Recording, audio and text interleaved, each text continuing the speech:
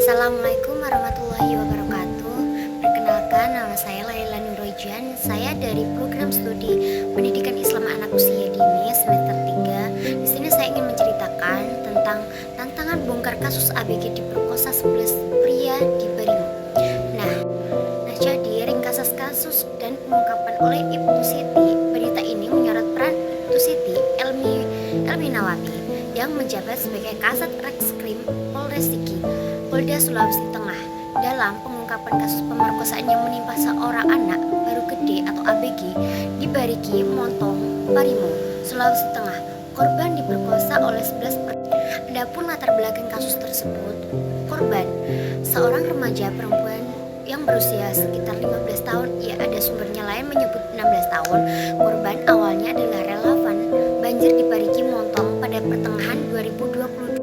Jadi, adapun pelaku total 11 pria dewasa dengan berlatar belakang profesi yang seharusnya melindungi masyarakat termasuk kepala desa, guru, oknum, polisi, pria dewasa lainnya. Nah, jadi modus tersebut korban dijanjikan pekerjaan oleh para pelaku. Setelah selesai menyalurkan bantuan, pemerkosaan terjadi secara berulang dalam kurun waktu sekitar April 2002 hingga Januari 2023. Nah, korban sempat diiming-imingi, dibujuk, bahkan ada dugaan ditawari sabu. Dari dampak pada korban, tindakannya bejat para pelaku menyebabkan rahim korban mengalami infeksi parah dan terancam diangkat. Korban menceritakan penderitaannya kepada orang tua pada Januari 2023 yang kemudian melapor ke polisi. Tantangan yang dihadapi Ibtu Siti mengungkapkan adanya berbagai tantangan dalam membongkar kasus ini. Di antaranya sebagai tantangan terbesar adalah menentukan pasal yang tepat. Ibtu Siti menjelaskan bahwa menggunakan pasal 285 KUHP tentang pemerkosaan dirasa kurang tepat karena korbannya adalah anak. Ia berpegang pada Undang-Undang Perlindungan Anak sebagai landasan hukum yang paling sesuai. Nah, jadi ancaman psikis selain tantangan hukum, Ibtu Siti juga menerima ancaman secara psikis. Namun, ia mengatasi hal ini dengan komitmen kuat untuk menegakkan hukum dan melindungi korban anak.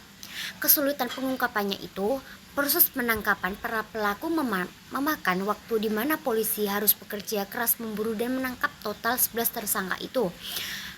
Jadi hasil kasus akhirnya itu penangkapan pelaku, semua 11 pelaku berhasil ditangkap dan diproses hukum. Jadi hukumannya itu, kasus ini telah selesai hingga pengadilan. Ibtu Siti menyebut para pelaku sudah mendekam di penjara dengan hukum yang diberikan. Nah, jadi pelaku dihukum berat, bahkan ada yang divonis 9 tahun penjara lebih atau hukumannya minimal untuk kasus ini adalah 5 tahun. Jadi komitmen Ibtu Siti menekankan bahwa kasus kekerasan seksual terhadap anak tidak boleh diselesaikan secara kekeluargaan atau dengan menikahkan korban dengan pelaku. Itu sangat tidak boleh. Jadi Ibtu Siti dikenal memiliki kiprah panjang dalam menangani kasus perempuan dan anak di Sulteng ini, dan juga pernah menangkap kasus TPPO anak. Dedikasikannya dalam kasus ini memperlihatkan komitmen untuk melindungi generasi penerus bangsa. Jadi kasus dalam permasalahan ini cukup sekian dan terima kasih. Wassalamualaikum warahmatullahi wabarakatuh.